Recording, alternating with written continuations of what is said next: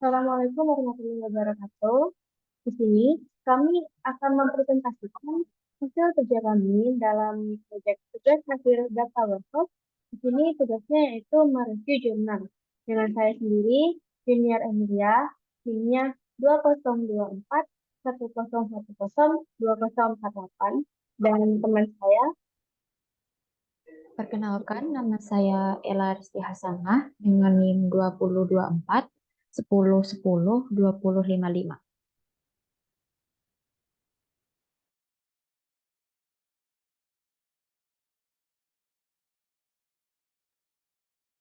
Baik, jurnal yang kami gunakan dalam tugas ini yaitu dengan judul Establishing Data Warehouse to Improve Standardized Healthcare Delivery, a Protocol Development in Jakarta City. Penulisnya itu Ferry Adrian, kemudian Intan Rahmitasari, dan Hardia Gusada Hikmah Rasim. Tahun terbit dari jurnal ini yaitu tahun 2021 dan halaman yang kami gunakan yaitu halaman 378 sampai 386.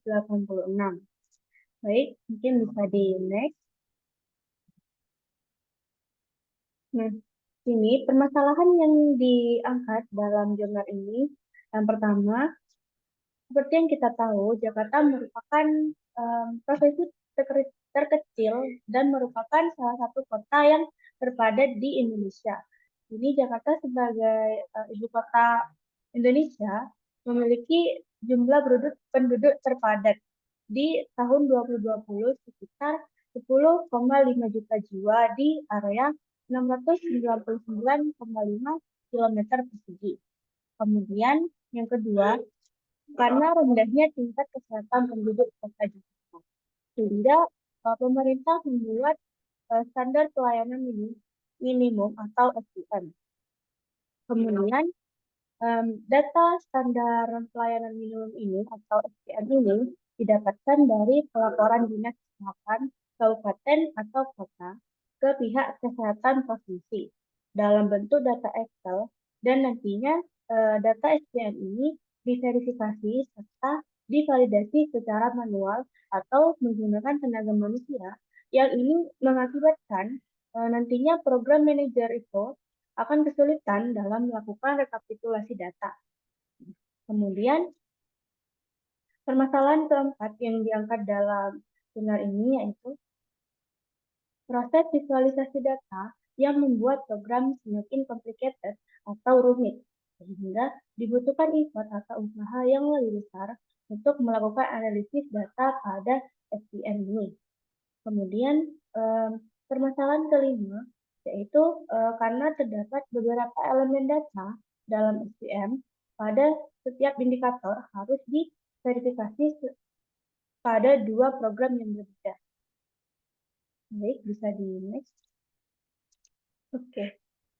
Kemudian, berdasarkan permasalahan di atas, penulis akhirnya membuat solusi dengan cara penulis mulai mendigitalisasi atau mendigitalkan data kesehatan mulai pertengahan tahun 2020 atau 2020.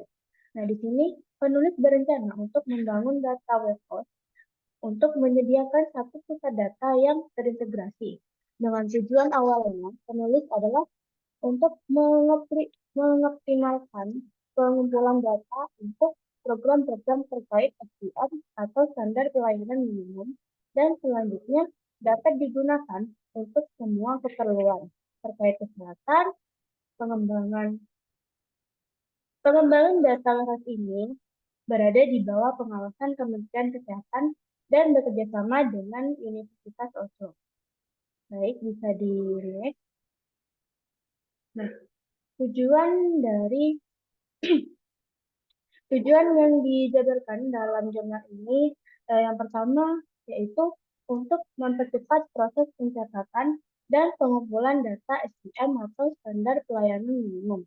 Kemudian tujuan yang kedua yaitu untuk mempermudah visualisasi data dan analisis sehingga dapat menyajikan data kesehatan yang komprehensif sebagai dasar untuk kebijakan kesehatan yang dibuat di DKI Jakarta. Kemudian untuk tujuannya ketiga yang dijabarkan oleh penulis dalam jurnal ini yaitu untuk mengintegrasi dan menyinkronkan data kesehatan yang sudah ada di daerah di DKI Jakarta ini. Baik, mungkin bisa dilihat.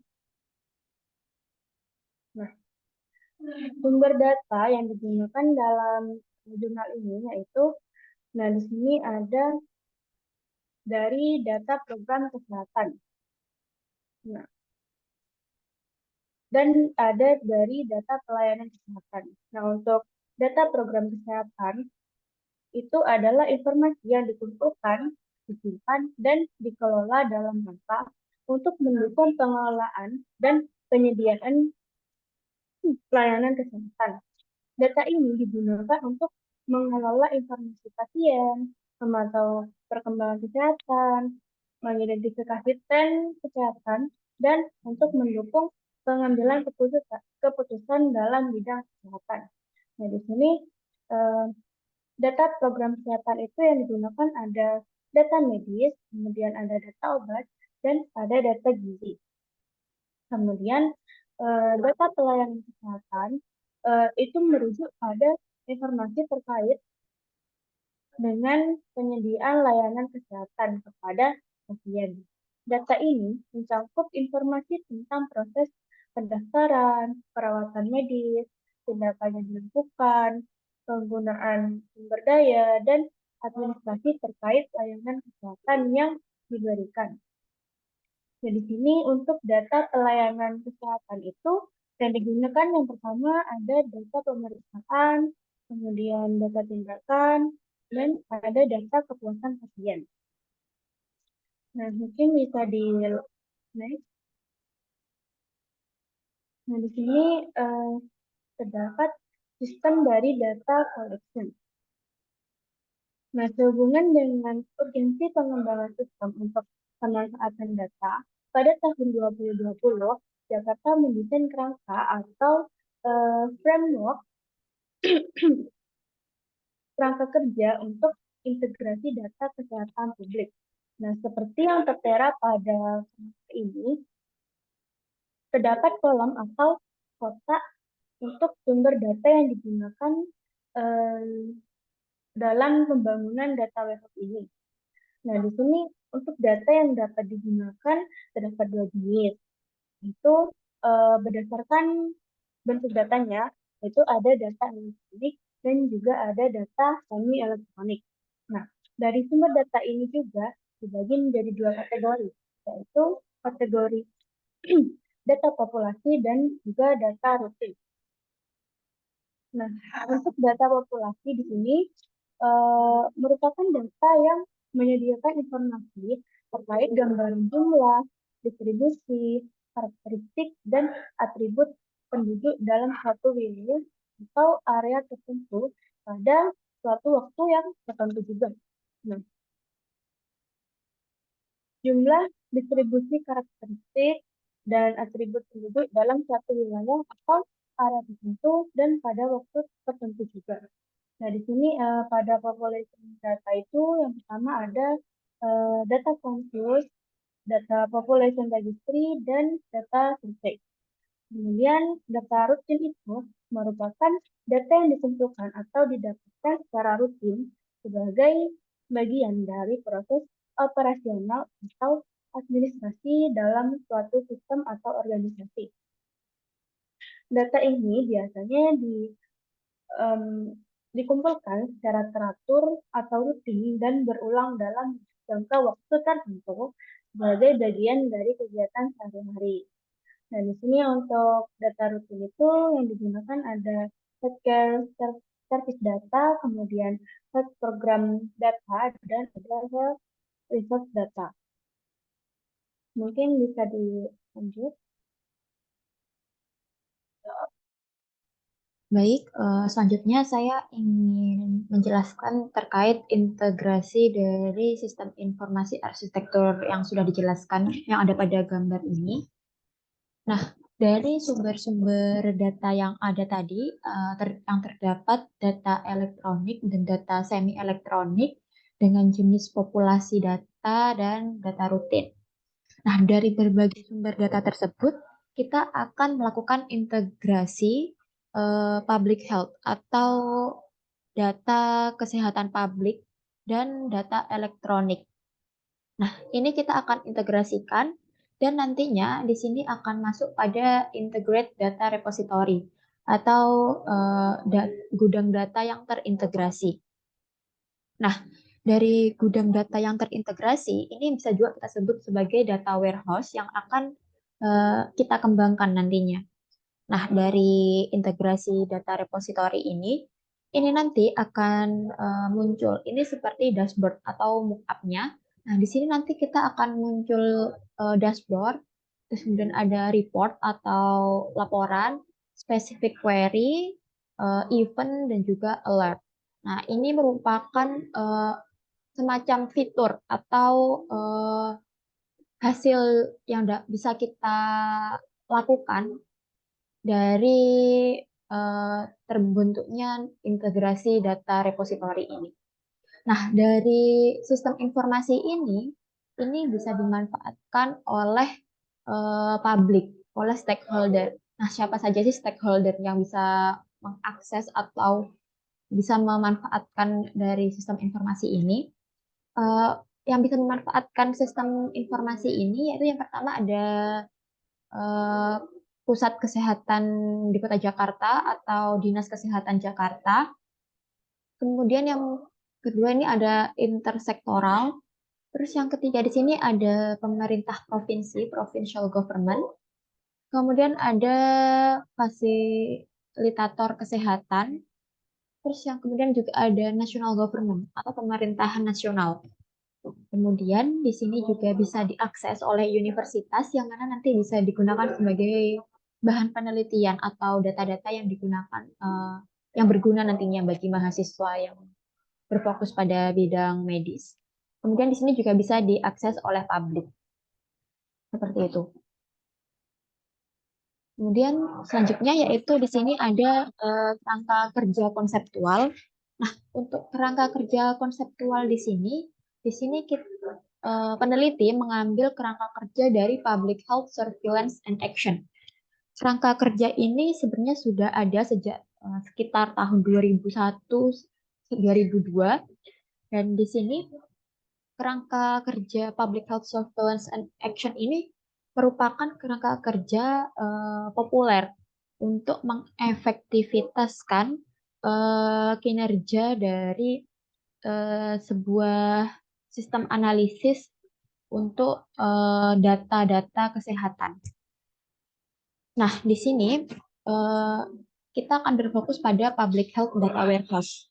Nah, Public Health Data Warehouse ini merupakan gudang data kesehatan, data-data kesehatan publik yang biasanya diinputkan oleh pihak-pihak kesehatan. Nah, di sini pihak-pihak kesehatan ini berupa puskesmas, kemudian pusat kesehatan tingkat kecamatan ataupun kabupaten seperti itu.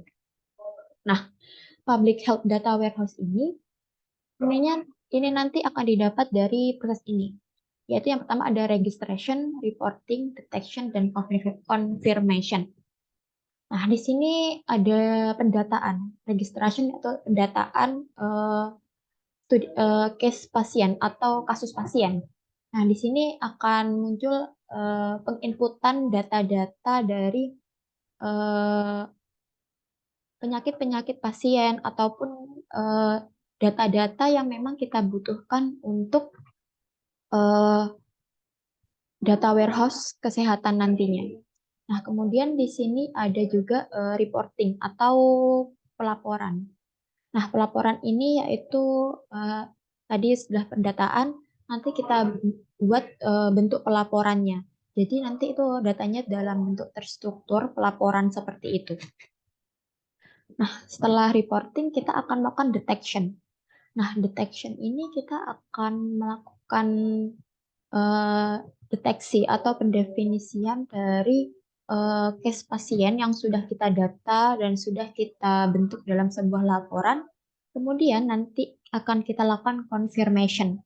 apakah data-data yang sudah terdata, kemudian terbukukan dalam bentuk laporan, dalam bentuk report, kemudian sudah kita deteksi, ini sudah sesuai dengan apa yang ada di kondisi lapangan, seperti itu. Nah, kemudian di sini kita akan melakukan analisis dari proses dari data-data yang sudah terproses di 4 tahap ini. Nah, kita akan melihat apakah data-data tersebut eh, bisa kita masukkan, kita jadikan sebagai bagian dari data warehouse seperti itu. Nah, setelah itu kita akan melakukan feedback. Feedback ini dilakukan oleh bagian tertinggi dari struktur keorganisasian ke bagian terendah.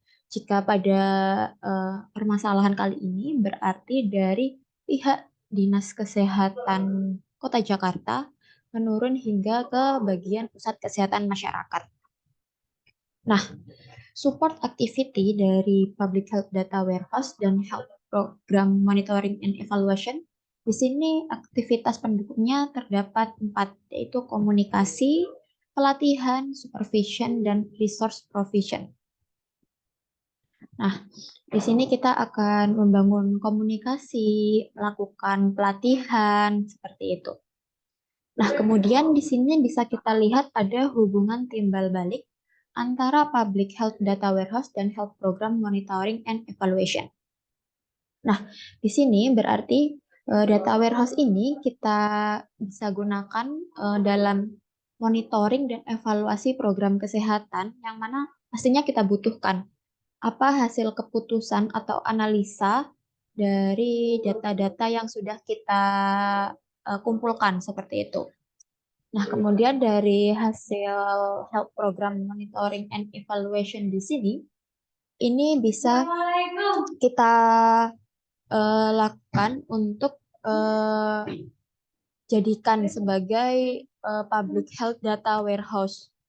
Nah, kemudian pada health program monitoring and evaluation ini bisa kita gunakan untuk dua dua kegiatan atau dua tujuan. Yang pertama adalah acute response dan juga planned response.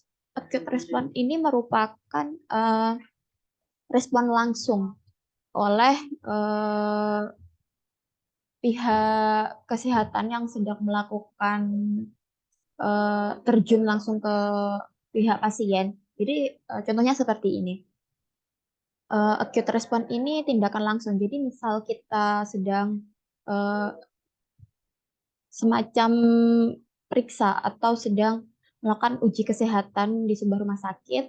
Nah, di situ kita akan langsung mendapatkan hasil dari tindakan yang harus kita lakukan ya, oleh saran dari dokter dengan melakukan analisa pada public health data warehouse, mana data yang sesuai dengan kasus yang sedang kita lakukan, yang sedang kita dapati seperti itu. Kemudian ada planned response, ini adalah respon rencana. Jadi di sini ada rencana-rencana respons nanti selanjutnya akan seperti apa dari kegiatan dari program kesehatan tersebut. Seperti itu kurang lebihnya. Nah, kemudian di sini untuk data collection atau pengumpulan data pada data warehouse. Nah, untuk saat ini pengumpulan data pada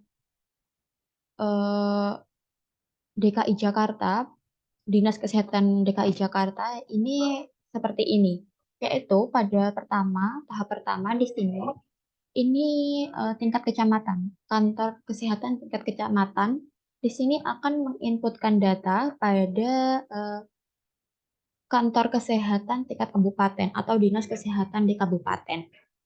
Nah, di sini jadi nantinya akan ada banyak data dari masing-masing pusat kesehatan kecamatan yang masuk ke kantor pusat kesehatan kabupaten. Nah, kemudian di sini juga ada district health dan juga government hospital. Nah, di sini district health office ini semacam rumah sakit daerah Dan sedangkan government hospital ini merupakan rumah sakit milik pemerintah seperti itu. Jadi ini adalah rumah sakit yang ada di daerah tersebut, di kabupaten tersebut, dan ini rumah sakit milik pemerintah.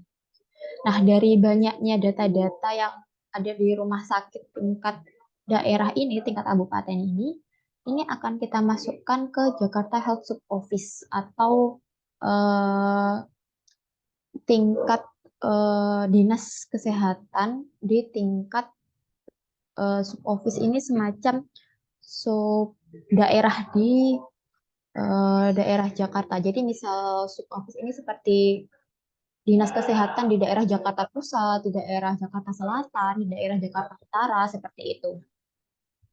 Nah, di sini eh, privat hospital atau rumah sakit yang memiliki swasta, semacam swasta hospital, rumah sakit swasta, di sini dia akan melakukan data pooling dan data validation itu langsung ke ini Jakarta Health Sub Office atau eh, Dinas Kesehatan Daerah Jakarta, daerah bagian Jakarta seperti itu.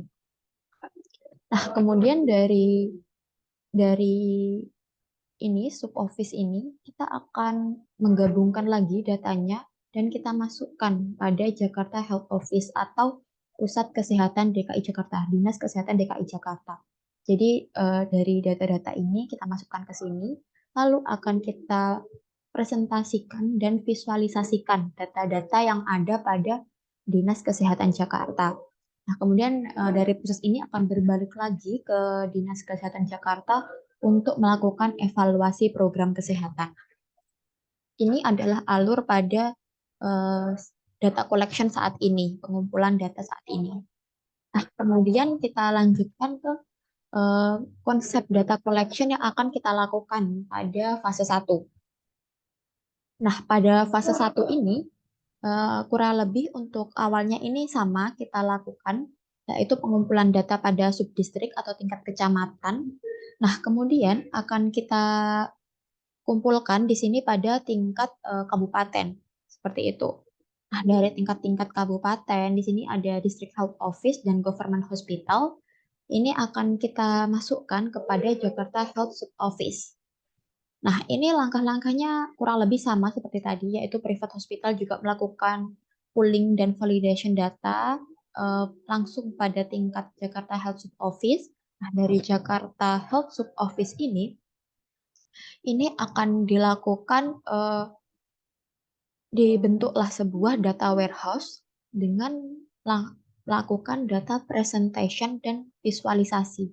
Jadi data-data yang sudah kita kumpulkan ini akan kita masukkan ke sebuah data warehouse dan kita akan presentasikan dan kita visualisasikan data-data yang sudah kita kumpulkan tadi. Nah, kemudian di sini fungsi dari Dinas Kesehatan Jakarta ini akan melakukan monitoring terhadap data warehouse yang sudah ada. Dan data warehouse ini, data presentation and visualization ini akan menjadikan evaluasi program kesehatan dari Dinas Kesehatan Jakarta. Ini merupakan fase 1 dari data collection. Nah, kemudian kita lanjutkan ke fase 2 pada data collection. Pada fase 2 data collection ini, terencana akan dilakukan pada tahun 2022 sampai dengan 2023. Untuk tahapan pertama, itu sama dengan konsep data collection yang ada dan juga ada pada fase 1, yaitu tingkat kecamatan, mengumpulkan datanya, melakukan pooling data kepada District Health Office, kantor kesehatan tingkat kabupaten. Nah, dari data-data kantor kesehatan tingkat kabupaten dan juga rumah sakit pemerintah, ini untuk datanya kita langsung masukkan ke data warehouse.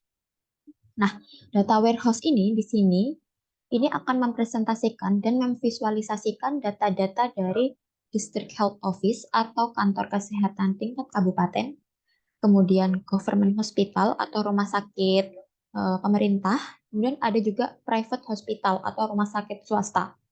Nah, di sini data warehouse ini langsung mengumpulkan data-data dari masing-masing kantor dan juga rumah sakit.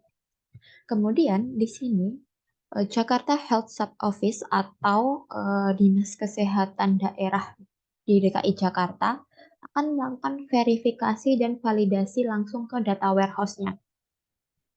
Jadi fungsi dari eh, Dinas Kesehatan Daerah Jakarta itu melakukan verifikasi dan validasi datanya. Kemudian, Jakarta Health Office atau Dinas Kesehatan DKI Jakarta ini akan melakukan monitoring terhadap data warehouse-nya. Nah, kemudian data warehouse ini akan dilakukan sebagai Health Program Evaluation atau evaluasi program kesehatan oleh Dinas di DKI Jakarta, Dinas Kesehatan di DKI Jakarta. Seperti itu. Nah, pada jurnal kali ini, penulis itu ingin membangun sebuah data warehouse. Nah, di sini penulis sudah menemukan aplikasi yang ingin digunakan pada konsep data warehouse-nya. Nah, untuk aplikasi yang digunakan yaitu di sini adalah Wistu. Nah, ini bisa langsung kita buka saja. Nah, Wistu ini merupakan sebuah sistem atau aplikasi data warehouse kesehatan yang sudah dibangun untuk publik secara internasional dengan cakupan secara internasional. Nah, di sini user ini bisa melakukan collect, manage, visualize, dan analyze your data. Jadi bisa mengumpulkan, memanage, terus memvisualisasikan, dan menganalisa data-data yang diinputkan. Nah, web distro ini bersifat open source seperti yang tertera di sini dan bisa digunakan oleh pihak manapun. Nah, kemudian apa sih fitur yang ada di distro ini? Nah, pada fitur distro ini ada fitur analis dan visualis, di mana di sini pengguna nantinya dapat melakukan analisa dan visualisasi data yang sudah mereka inputkan. Kemudian di sini juga memberikan keunggulan Anchor Data Anywhere. Jadi tidak harus berfokus pada satu tempat. Nah, di sini kemudian juga ada case management, kemudian ada privacy security, open ecosystem, dan internationalist. Jadi ini merupakan sebuah aplikasi atau sebuah software yang memang uh, jangkauannya cukup luas dan bisa digunakan oleh siapa saja seperti itu. Nah, kemudian itu merupakan software dan sistem yang dibuat. Nah, selanjutnya ya, setelah kita menentukan kerangka kerja, melakukan data collection, kemudian sudah menentukan software dan sistem apa yang dibuat, selanjutnya adalah tahapan workshop. Nah, untuk workshop ini merupakan pelatihan kepada eh, orang-orang yang nantinya menjadi pengguna dalam data warehouse ini. Nah, yang pertama yaitu ada sasaran peserta workshop. Untuk sasaran peserta workshop sendiri, di sini yang pertama adalah data manager oleh Dinas Kesehatan DKI Jakarta dan Dinas Kesehatan Daerah bagian di DKI Jakarta. Kemudian yang kedua yaitu ada data enumerator oleh PIC program kesehatan. Jadi di sini ada bagian atas, bagian pengambil kebijakan keputusan yaitu Dinas Kesehatan. Kemudian ada data enumerator atau PIC program kesehatan yang nantinya akan menginputkan data-datanya. Kemudian apa aja sih kegiatan nantinya dalam workshop ini? Nah, kegiatan yang akan dilakukan pada workshop kali ini yang pertama yaitu adalah membangun metadata dan menentukan daftar pengguna dari data warehouse yang dibangun. Jadi, siapa saja sih user yang bisa mengakses dari data warehouse yang sudah dibuat kali ini. Kemudian yang kedua yaitu ada melatih pembuatan visualisasi dan presentasi data. Karena visualisasi dan presentasi data ini merupakan bagian yang sangat penting yang nantinya akan menunjukkan hasil dari data warehouse yang sudah kita bangun nantinya. Seperti itu. Kemudian di sini ada 4 prinsip penilaian kualitas data. Yang pertama ada current, yang kedua ada correct, yang ketiga ada consistent, dan yang keempat ada complete. Yang pertama ada current. Current ini berarti eh, data-data yang ada pada data warehouse ini harus bersifat up to date. Nah, apabila data yang ada pada eh, data warehouse atau data collection nantinya itu out of the date, jadi kayak kadaluarsa seperti itu nantinya akan mempengaruhi tingkat analisa dari data itu sendiri. Jadi, kita harus sering melakukan refresh data atau pembaharuan data agar data yang kita dapatkan, hasil analisa yang kita dapatkan itu selalu menjadi hasil analisa dengan tingkat keakurasian yang terbaik. Kemudian yang kedua adalah correct atau yang bisa kita artikan dengan benar. Ini maksudnya yaitu data yang kita inputkan harus memang bersifat benar dan juga valid. Eh, ini tentunya juga nantinya akan mempengaruhi hasil analisa.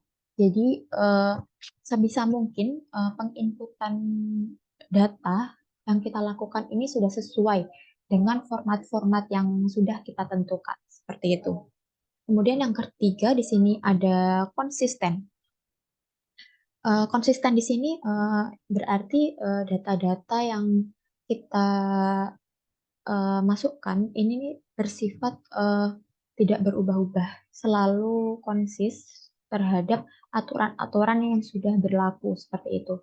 Inkonsistensi data ini juga bisa mempengaruhi error dari hasil analisa juga, sehingga kita juga harus tetap fokus pada eh, data-data yang akan kita inputkan. Apakah sudah sesuai dengan format data-data yang ada atau belum seperti itu. Kemudian yang terakhir itu ada complete, di mana data yang kita inputkan harus secara lengkap agar tidak ada miss antara data satu dengan data lainnya sehingga nanti bisa mempengaruhi hasil analisa juga. Jadi ya eh, empat prinsip ini nantinya harus kita terapkan apabila ada yang miss atau yang salah-salah satu, ini nanti akan mempengaruhi dari hasil analisa data warehouse yang kita bangun nantinya. Eh, Baik, mungkin cukup sekian presentasi dari saya dan teman saya. Apabila ada kesalahan kata ataupun ucapan, saya mohon maaf. Wabillahi taufiq wal hidayah. Wassalamualaikum warahmatullahi wabarakatuh.